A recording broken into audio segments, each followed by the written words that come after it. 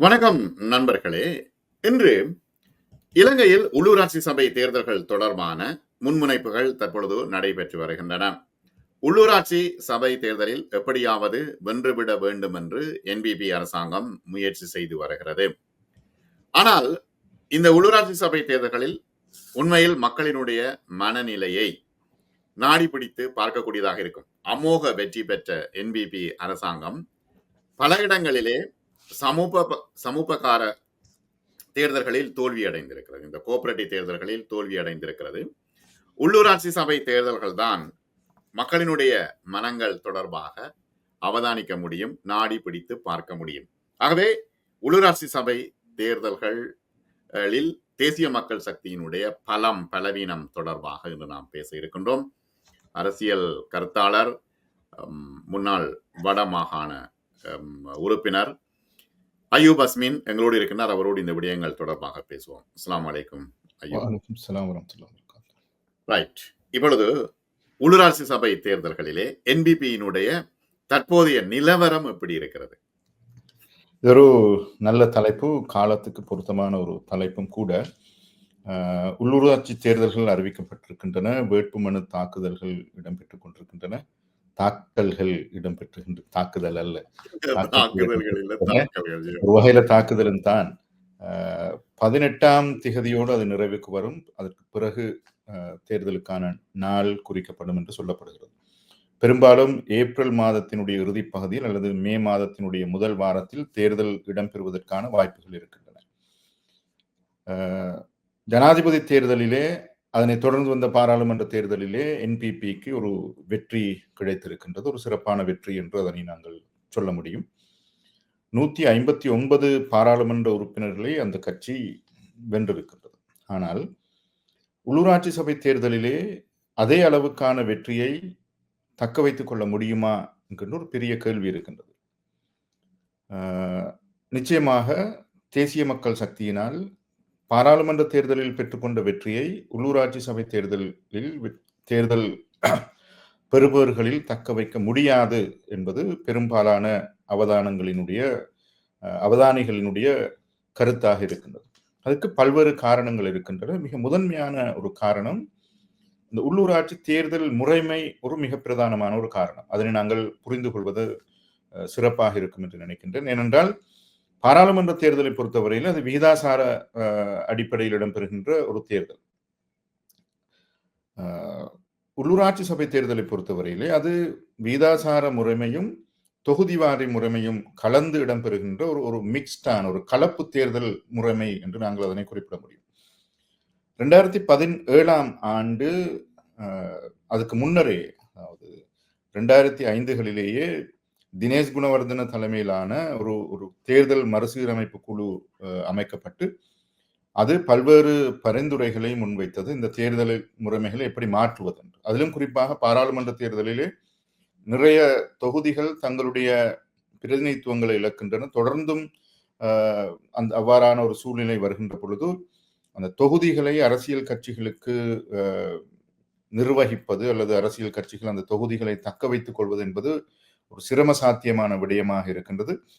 மாகாண ரீதியாக ஒரு மாவட்ட ரீதியாக தேர்தல்கள் இடம்பெறுகின்ற பொழுது இந்த மாவட்டத்தில் இருக்கின்ற அனைத்து மக்களும் இந்த ஒரு மாவட்டத்திலே போட்டியிடுகின்ற வேட்பாளர்களுக்கு தங்களுடைய வாக்குகளை வழங்க முடியும் என்கின்ற சூழ்நிலை இருக்கின்ற பொழுது மக்கள் தொகுதிகளை அவ்வாறு கூடுதலாக ஒரு சீரியஸாக கணக்கெடுக்காமல் போகின்ற ஒரு நிலைமை இருக்கின்றது.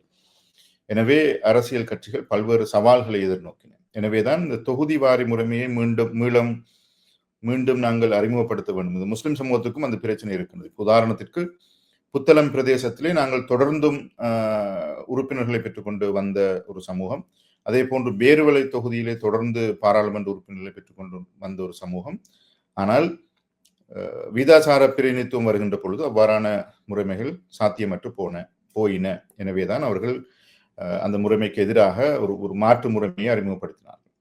இங்கு உள்ளூராட்சி சபை தேர்தலில் ஒரு பரீட்சார்த்தமாக இந்த முறைமையை அறிமுகப்படுத்த முடியும் என்று 2017ஆம் ஆண்டு அந்த முறைமையை பாராளுமன்ற சட்டங்களினூடாக அமெண்ட் பண்ணி அந்த முறைமையில் தான் இப்பொழுது தேர்தல் இடம்பெறுகிறது. அதிலே தொகுதி வாரியாக அல்லது வட்டார ரீதியாக உள்ளூராட்சி சபைகளிலே வட்டார ரீதியாக வழங்கப்படுகின்ற வாக்குகளிலிருந்து 60% உறுப்பினர்களும், வட்டார ரீதியான வாக்குகள் வழங்கப்பட்ட வாக்குகளிலே வெற்றி பெற்ற உள்ளூராட்சி சபை உறுப்பினர்கள் பெற்றுக்கொண்ட வாக்குகள் அல்லது கட்சிகள் பெற்றுக்கொண்ட வாக்குகளை கழித்துவிட்டு எஞ்சியிருக்கின்ற வாக்குகளின் அடிப்படையில் 40% ஆசனங்களும் ஒதுக்கப்படுகின்றன. எனவே ஒரு குறிப்பிட்ட ஒரு உள்ளூராட்சி சபையிலே அனைத்து தொகுதிகளையும் தேசிய மக்கள் சக்தி வெற்றி கொண்டாலும் கூட அவர்களால் அந்த சபையில் 60% உறுப்பினர்களை மாத்திரம்தான் பெற்றுக்கொள்ள முடியும். எனவே இறுதியாக வருகின்ற 40% உறுப்பினர்கள் ஏனைய கட்சிகளுக்கு வழங்கப்பட இருக்கின்றன. எனவே ஒரு பெரும்பான்மை அரசாங்கத்தை அல்லது பெரும்பான்மை ஆட்சியை அமைப்பது என்பது உள்ளூராட்சி சபைகளிலே சிரம சாத்தியமான ஒரு விடயம் இந்த தேர்தல் முறைமையை பயன்படுத்தி. எனவேதான் அவர்கள் இந்த இடையில இடம்பெற்ற அல்பிட்டி தேர்தல் தொகுதியில் கூட 50% வாக்குகளை அவர்கள் பெற்றிருந்தாலும் கூட அவர்களால் ஆட்சி அமைப்பதிலே ஒரு சிரமம் இருந்தது. 15 ஆசனங்களை மாத்திரம்தான் அவர்களால் வெற்றி கொள்ள முடிந்தது. இன்னொரு 15 ஆசனங்கள் ஏனைய கட்சிகளுக்கு வழங்கப்பட்டிருந்தன, பெற்றுக்கொண்டன. எனவேதான் அவர்கள் ஆட்சி அமைக்கின்ற பொழுது இன்னொரு அணியினுடைய ஆதரவை பெற்றுத்தான் அந்த ஆட்சியை அல்பிட்டி தொகுதியிலே அமைத்தார்கள். இது இலங்கையில் உள்ள எல்லா உள்ளூராட்சி சபைகளிலும் இது ஏற்பட போகின்றது. இந்த முறைமை ஒரு மிக பிரதானமான ஒரு காரணமாக இருக்கும். இதற்கு மாற்றீடாக சொல்லப்படுகின்ற அல்லது இதனை ஓவர் கம் பண்ணுவதற்கு சொல்லப்படுகின்ற உக்திகளை பொறுத்தவரையிலே தேசிய மக்கள் சக்தி ஒரு பிரதான கட்சியாக தானும் போட்டியிட்டு தங்களுடைய அணியினரிலிருந்து 1 அல்லது 2 சுயேட்சை குழுக்களையும் குறிப்பிட்ட பிரதேசத்திலே நிறுவி அந்த 60% வாக்குகளையும் பெற்று 40% வாக்குகளையும் பெற்று 2 சாராரையும் ஒருங்கிணைத்த ஒரு ஆட்சியை அமைக்க முடியுமாக இருந்தால் சில போது அது சாத்தியமாகும். ஆனால் இப்ப என்னன்னா அஸ்வின், மஹிந்த ராஜபக்ஷ காலத்துல பல உள்ளூராட்சி சபைகளை அவர்கள் கைப்பற்றி கொண்டார்கள். அதான் ஆரம்பத்தில் அவர்கள் முன்முயற்சி செய்து கைப்பற்றி கொண்ட விஷயம். அதற்கு இந்த யுக்திகளை கையாண்டார்களா என்ன? நிச்சயமா இந்த இதே மாதிரியான யுக்திகளைத்தான் அவர்கள் கையாண்டார். எனவேதான் பசில் ராஜபக்ச சில தொகுதிகளிலே 1க்கும் மேற்பட்ட சுயேட்சை குழுக்களுக்கு ஸ்பான்சர் பண்ணியிருந்தார். ஏனென்றால் இந்த 40% வாக்குகளில் அவர்கள் ஒரு கொஞ்ச வாக்குகளை பெற்று ஒரு ஆசனத்தை பெற்றுக் கொண்டாலும் கூட அது அவர்களுக்கு சாதகமாக ஆட்சி அமைப்பதற்கு சாதகமாக இருக்கும் என்ற அடிப்படையில். எனவேதான் நீங்கள் பார்க்க முடியும் சில வாக்காளர் பட்டியல்கள் சில தொகுதிகளிலே நீளமாக இருந்தன. 20, 30, 40 கட்சிகளை உள்ளடக்கிய வாக்காளர் பட்டியல்கள் கூட இருந்திருக்கின்றன. இதுக்கு காரணம் இந்த முறைமை இருக்கின்றது தான். இந்த முறைமை ஒரு சிறப்பான முறைமை. அதனை நாங்கள் விமர்சிக்க வேண்டிய அவசியமில்லை. காரணம் என்னவென்றால் ஒரு இன்க்ளூசிவ்னஸ் இருக்கின்றது. ஒரு பிரதேசத்தில் இருக்கின்ற ஒரு சிறிய சமூக குழு கூட தாங்கள் ஒரு சுயேட்சையாக ஒரு அணியை களமிறக்கி தங்களுடைய உள்ளூராட்சி பிரதிநிதித்துவத்தை உறுதிப்படுத்தக்கூடிய ஒரு முறைமை இந்த முறைமை. அதே போன்று பெண்கள் நிச்சயமாக இதிலே 25%க்கும் அதிகமான பெண்களினுடைய பிரதிநிதித்துவம் உறுதிப்படுத்தப்பட வேண்டும் என்று குறிப்பிடப்பட்டிருக்கின்றது. அதே போன்று இளைஞர்களினுடைய பிரதிநிதித்துவம் 35 வயதிற்குட்பட்டவர்களினுடைய பிரதிநிதித்துவம் போன்றன இதிலே இந்த தேர்தல் முறைமையிலே உறுதிப்படுத்தப்பட்டிருக்கின்றன. இந்த முறைமை இப்போதைக்கு இருக்கின்ற முறைமைகளிலே ஒரு இன்க்ளூசிவான பலரையும் உள்ளடக்கக்கூடிய ஒரு முறைமையாக இருக்கின்றது. எனவே அந்த முறைமை குறித்து நாங்கள் பெரிதாக அலட்டிக் கொள்வதற்கு ஒன்றுமில்லை. ஆனால் இந்த முறைமையை பயன்படுத்தி ஆட்சி அதிகாரத்தை அமைக்கின்ற கட்சிகள் என்று வருகின்ற பொழுது அவர்கள் மிகவும் பல்வேறு உக்திகளை கையாண்டுதான் இந்த தேர்தலிலே வெற்றி பெற முடியும். எனவே இந்த தேர்தல் முறைமையை வைத்துக்கொண்டு என்பிபி பாராளுமன்றத்திலே பெற்றுக்கொண்ட அளவுக்கான ஒரு பெரும்பான்மை பலத்தை பெற்றுக்கொள்ளும் என்று எங்களால் குறிப்பிட முடியாது என்பதை நான் முதலிலே சொல்லி வைக்க விரும்புகின்றேன். இப்ப சிங்கள மக்கள் மத்தியில இந்த உள்ளூராட்சி சபை தேர்தல், உள்ளூராட்சி மாகாண சபை தேர்தல்கள் தொடர்பாக மிகுந்த ஆர்வத்தை சிங்கள கட்சிகள் ஊட்டுகின்றன. ஆனால் தமிழ் மக்கள் மத்தியில பெரிய ஒரு ஆர்வம் இருப்பதாக தெரியவில்லை உள்ளூராட்சி சபை தேர்தல்கள். அப்படியா இருக்கு நிலைமை? எனக்கு அப்படி விளங்குது. அப்படியா? நீங்க சொல்றது சரி. அதுக்கான பல்வேறு காரணங்கள் இருக்கின்றன. முதலாவது, உள்ளூராட்சி சபைகளை பொறுத்த வரைக்கும் சிங்கள சமூகம் அதனை அரசியல் கற்றுக்கொள்கின்ற, அரசியலை நடைமுறைப்படுத்துகின்ற, அரசியல் பிரதிநிதித்துவத்தை தொடங்கி வைக்கின்ற ஒரு புள்ளியாக உள்ளூராட்சி மன்றங்களை அவர்கள் பார்க்கின்றார்கள்.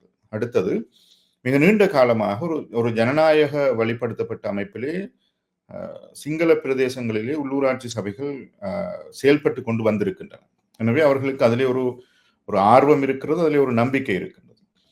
இதே விஷயம் வடக்கு கிழக்கை பொறுத்தவரையிலே, வடக்கு கிழக்கிலே நீண்ட காலமாக யுத்தம் இடம்பெற்றிருக்கின்றது. யுத்தத்திற்கு பிறகு இப்பொழுதுதான் உள்ளூராட்சி மன்றங்களினுடைய செயல்பாடுகள் தொடங்கப்பட்டிருக்கின்றன. உள்ளூராட்சி சபைகளுக்கான தேர்தல்கள் நடைபெறுகின்றன, முறையாக நடைபெறுகின்றன.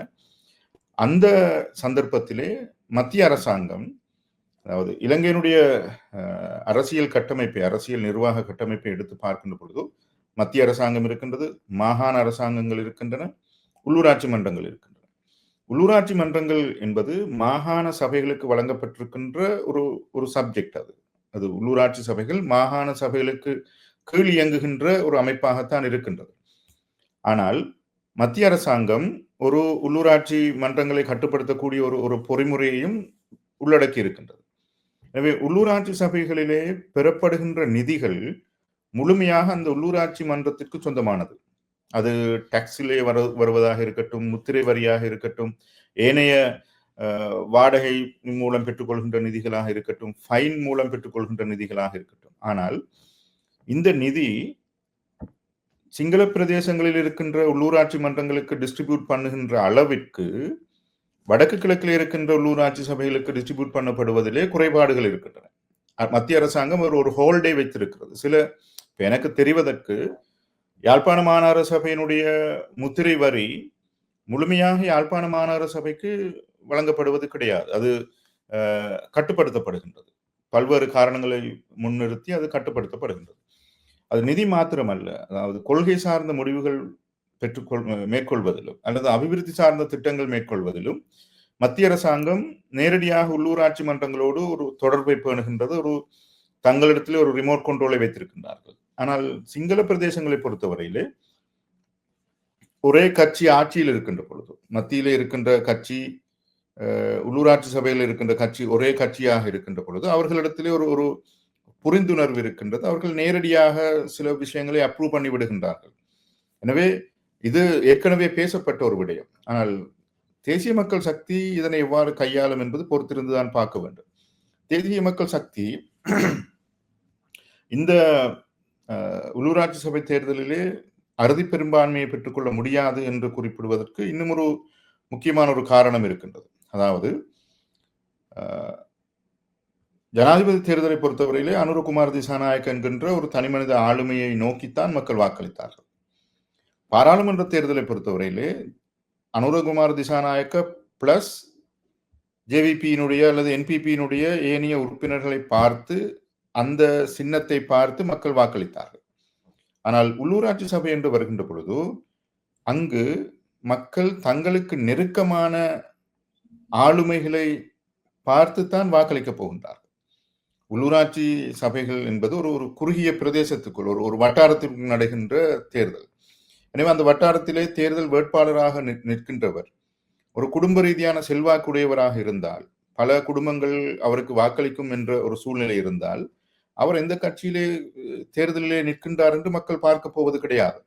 அவர்களுடைய கட்சியினுடைய கொள்கை, கட்சியினுடைய நிலைப்பாடு, கட்சியினுடைய செயல்பாடுகளை பார்த்துத்தான் அவருக்கு வாக்களிக்கின்ற சூழ்நிலை இங்கு கிடையாது. அங்கு எங்களுடைய குடும்ப உறுப்பினர் ஒருவரை நாங்கள் உறுப்பினராக்க வேண்டும் என்ற அடிப்படையில் வாக்களிக்கப் போகின்றார்கள். அது மாத்திரமல்ல, பல்வேறு சமூக குழுக்கள் இருக்கின்றன. பல்வேறு சமூக குழுக்களும் தங்களுடைய சமூக குழு சார்ந்த ஒரு வேட்பாளருக்கு வாக்களிக்க வேண்டும் என்பதிலே தான் கூடுதல் கவனம் செலுத்துவார்களே தவிர, பெரிய கட்சி, ஜனாதிபதியினுடைய தொடர்பு, பாராளுமன்றத்தினுடைய தொடர்பு, அமைச்சர்களினுடைய தொடர்பு என்பன இங்கு இரண்டாம் தரமாகத்தான் இருக்க போகிறது. இப்ப அதை பற்றி அவர்களுக்கு கவலை இல்லை. அடுத்தது நான் இன்னொரு விஷயத்தை நாங்க பார்க்கணும். நாமல் ராஜபக்ஷ கொஞ்சம் கிராமங்கள் ரீதியாக பல முயற்சிகளை தற்பொழுது மேற்கொண்டு வருகின்றார். அது சாதகம் அளிக்கக்கூடியதாக இருக்குமா? அதாவது சிங்கள இனவாதத்தினுடைய மிக அடிப்படையான ரோலை, அதாவது மிக அடிப்படையான ஒரு பங்களிப்பை செய்து கொண்டிருக்கின்றவர்கள் இப்போதைக்கு நாமல் ராஜபக்ச தலைமையிலான SLPP கட்சி தான். அவர்கள் தான் இலங்கையிலே இனவாத ரீதியான அந்த அரசியலை தொடங்கி வைத்தவர்கள் என்ற அண்மை காலத்தில் ஏற்கனவே அது இருந்திருக்கின்றது. மிக கிட்டிய காலத்தில் 20வது நூற்றாண்டிலே அந்த சிந்தனையை அல்லது அந்த அடிப்படையை தொடங்கி வைத்தவர்கள் அவர்கள். இது 2005ஆம் ஆண்டு முதல் அது தொடங்கப்படுகிறது. 2005ஆம் ஆண்டு தேர்தல் வெற்றிக்கு பிறகே இந்த இன ரீதியாக மக்களை பிரித்தாண்டு சிங்கள வாக்குகளை மாத்திரம் பயன்படுத்தி நாங்கள் வெற்றி கொள்ள வேண்டும் என்ற அடிப்படையிலான அரசியல். அது 2009 யுத்தத்திற்கு பிறகு இன்னமும் கூர்மை அடைந்தது. 2019ஆம் ஆண்டு ஈஸ்டர் தாக்குதலை நடத்துகின்ற அளவுக்கு அது கூர்மை அடைந்திருந்தது. மிகவும் சதிநாசகார வேலைகளை செய்தாவது சிங்கள மக்களை அச்சுறுத்தி வாக்குகளை பெற்றுக்கொள்ள முடியும் என்ற ஒரு நம்பிக்கை அவர்களுக்கு இருந்தது. இப்போது இலங்கையிலே இன ரீதியான முரண்பாடுகள் மெல்ல மெல்ல மீண்டும் துளிர் விடுகின்றன.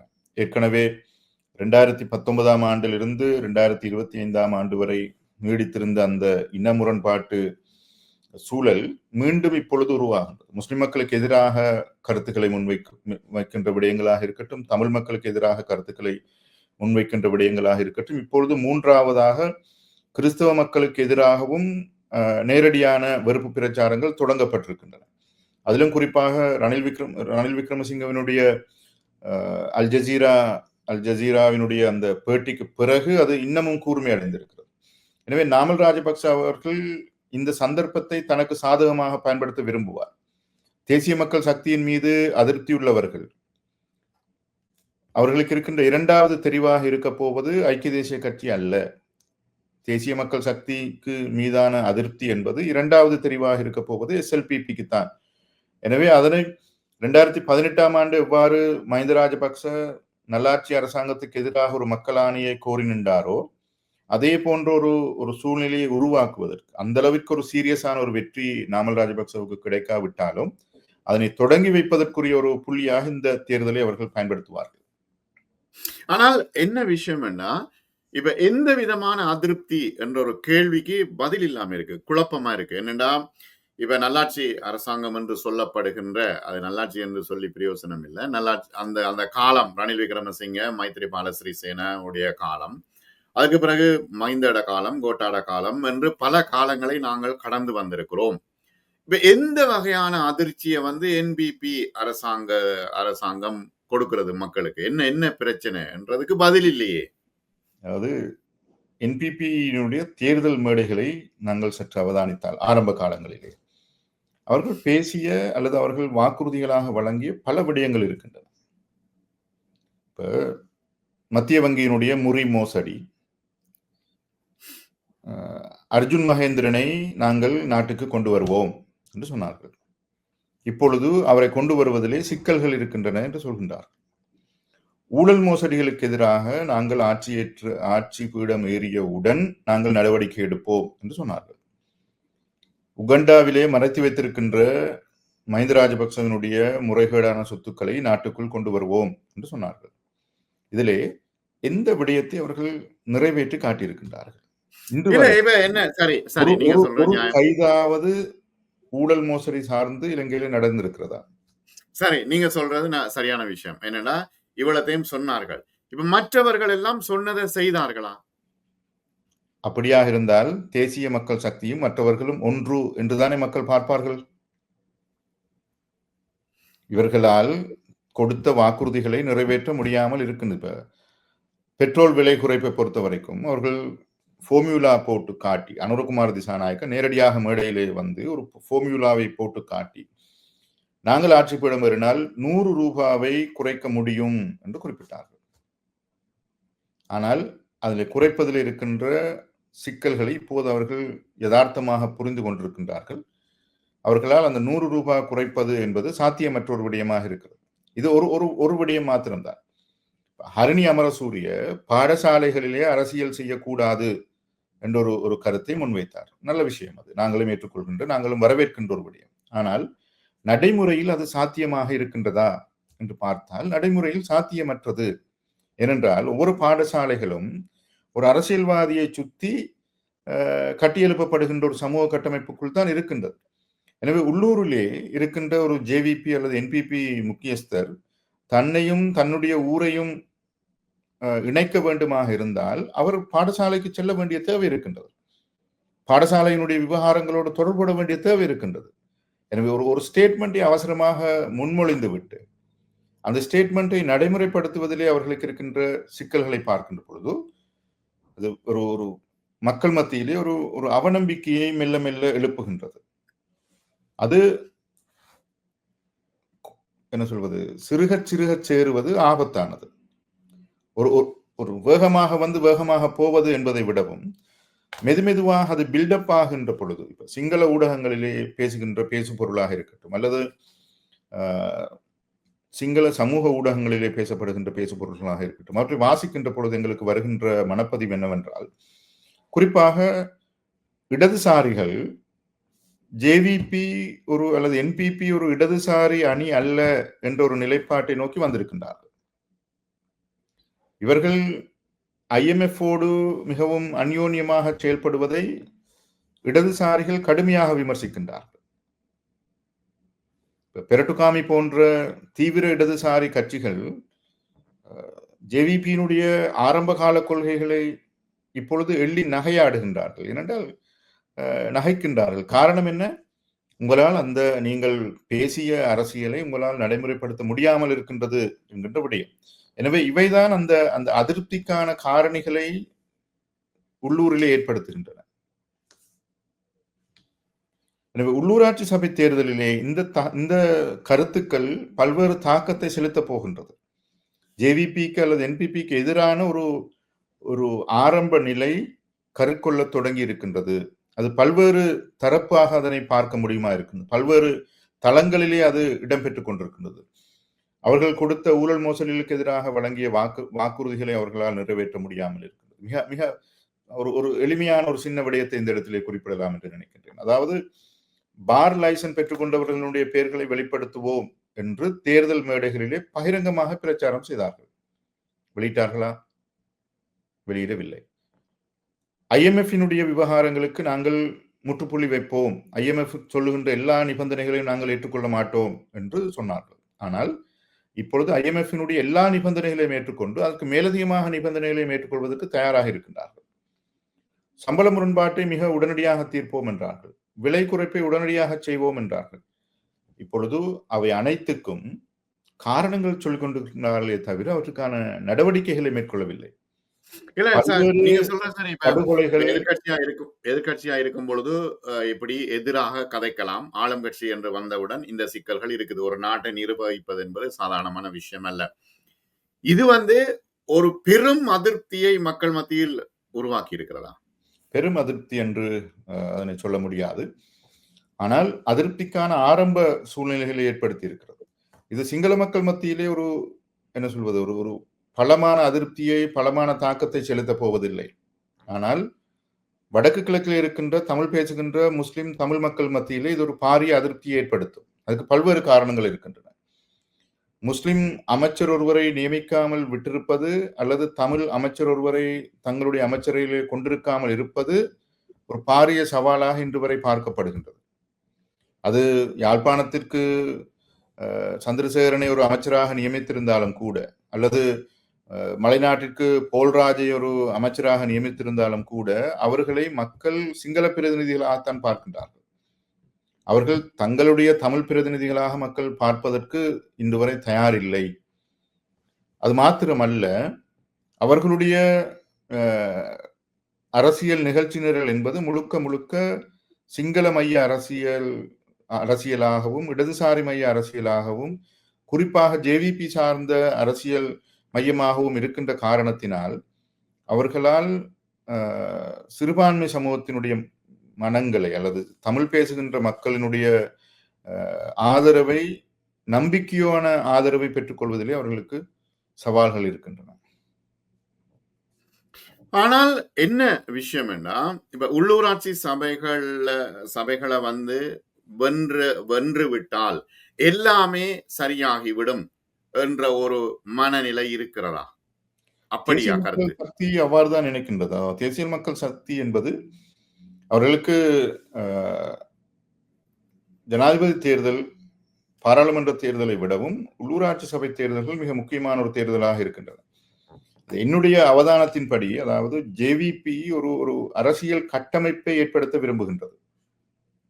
அந்த ஹைராக்கியை ஏற்படுத்த விரும்புகின்றது. டாப் டு பாட்டம் என்கின்ற எல்லா ஒரு பிரமிட் போன்ற ஒரு தங்களுடைய கட்டுப்பாட்டில் இயங்குகின்ற, தங்களுடைய சிஸ்டத்திலே இயங்கக்கூடிய ஒரு கட்டமைப்பை உருவாக்க விரும்புகின்றார்கள். அந்த கட்டமைப்பிற்கு உள்ளூராட்சி சபை தேர்தல்கள் என்பது மிக முக்கியமானது.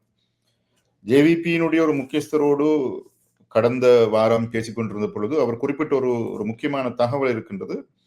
உள்ளூராட்சி சபை தேர்தலிலே கிட்டத்தட்ட 8000 உறுப்பினர்கள், 8000 அங்கத்தவர்களை போட்டிக்கு நிறுத்த வேண்டிய தேவை இருக்கின்றது.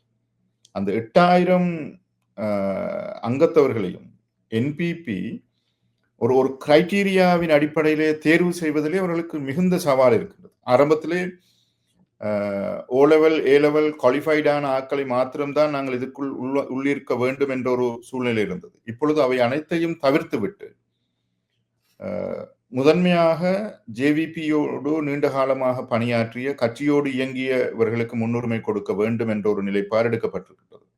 அவ்வாறு கட்சியோடு இயங்கியவர்களுக்கு முன்னுரிமை வழங்க வேண்டும் என்ற நிலைப்பாடு எடுக்கின்ற பொழுது வடக்கு கிழக்கை பொறுத்தவரையிலே ஜேவிபியினுடைய செயல்பாடுகள் மிக மிக குறைவாகத்தான் இருந்திருக்கிறது.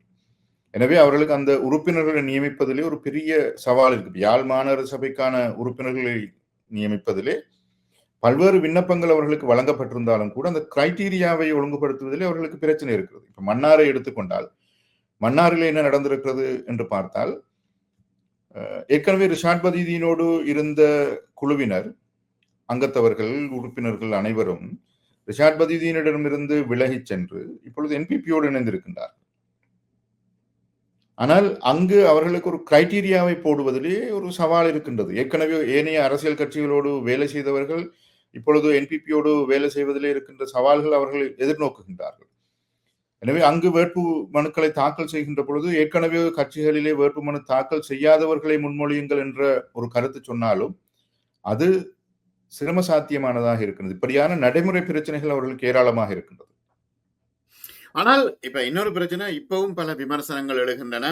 பல அமைப்புகளுக்கு போட்ட ஆட்கள் புதிதாக போட்டவர்கள் ஊழலோடு தொடர்புடையவர்கள், நேர்மையற்றவர்கள், இவர்கள் எல்லாம் கை சுத்தமானவர்களை தேர்ந்தெடுத்து கொண்டிருக்க வேண்டிய ஒரு சூழ்நிலையில் இவர்கள் இருக்கிறார்கள். ஏன்னா இவர்கள் ஏற்கனவே குறிப்பிட்டு விட்டார்கள், ஊழல் இல்லாதவர்களை கொண்டு வர வேண்டும் என்று.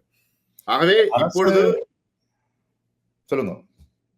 இல்ல, இப்பொழுது பல அதிகார மட்டத்தில் போட்டவர்கள் பலர் ஊழல்வாதிகளாகவும் ஏமாற்றுக்காரர்களாகவும் இருக்கின்றார்கள் என்கின்ற ஒரு விமர்சனம் தற்பொழுதே எழ ஆரம்பித்து விட்டது. நிச்சயமாக அவ்வாறான ஒரு விமர்சனம் இருக்கின்றது. மிக பிரதானமான காரணம், அரச இயந்திரத்தில் பணியாற்றியவர்களை இதுவரை அவர்களால் ஸ்கிரீன் செய்து நல்லவர்கள் யார், ஊழலற்றவர்கள் யார், மோசடிகளோடு தொடர்பில்லாதவர்கள் யார் என்று தேர்வு செய்வதிலே அவர்களுக்கு பாரிய பிரச்சனை இருக்கின்றது. இப்ப சுகாதார அமைச்சினுடைய செயலாளரை எடுத்துக்கொண்டால் அவருக்கு எதிராக பல்வேறு குற்றச்சாட்டுகள் இருக்கின்றன. பாதுகாப்பு அமைச்சினுடைய செயலாளரை எடுத்துக்கொண்டால் அவருக்கு எதிராக பல்வேறு குற்றச்சாட்டுகள் இருக்கின்றன. ஆனால் அவர்களுக்கு ஆல்டர்னேட்டிவாக, மாற்றீடாக புதியவர்களை நியமிக்க முடியாத சூழல் இருக்கின்றது. அதே போன்றுதான் வெளிநாட்டு சேவையில் இருக்கின்ற நிறைய எம்பாசிடர்ஸை மாற்ற வேண்டும் என்று அவர்கள் விரும்பினாலும் கூட நிறைய எம்பாசிடர்ஸை மாற்ற முடியாத ஒரு சூழ்நிலையும் அவர்களுக்கு இருக்கின்றது. எனவே இது ஆள்வள பற்றாக்குறை ஒரு பக்கம் இருக்கின்றது. ஜேவிபி சொல்கின்ற அந்த கிரைட்டீரியா என்பது, அல்லது என்பிபி சொல்கின்ற அந்த கிரைட்டீரியா என்பது மிக விரைவாக சாத்தியப்படக்கூடிய ஒரு விடயம் அல்ல. அது நீண்ட காலத்தை எடுக்கின்றது. எனவேதான் அவர்கள் உள்ளூராட்சி சபை தேர்தலை பொறுத்தவரையிலே தங்களுடைய கட்சியை மறுசீரமைப்பதற்கு, அல்லது தங்களுடைய கட்சியை மிக பலமான கட்சியாக உருவாக்குவதற்கு ஒரு வாய்ப்பாக இதனை அவர்கள் நோக்குகின்றார்கள். அந்த பிரமிட்டை உருவாக்கினால், அந்த கட்டமைப்பை அவர்கள் உருவாக்கிவிட்டால், அது தங்களுடைய கட்சியை, தங்களுடைய கட்சியினுடைய கொள்கைகளை, தங்களுடைய கட்சிகளினுடைய சிஸ்டத்தை அமுல்படுத்துவதற்கு உதவி செய்யும் என்றும் என்பிபி, தேசிய மக்கள் சக்தி எதிர்பார்க்கின்றது.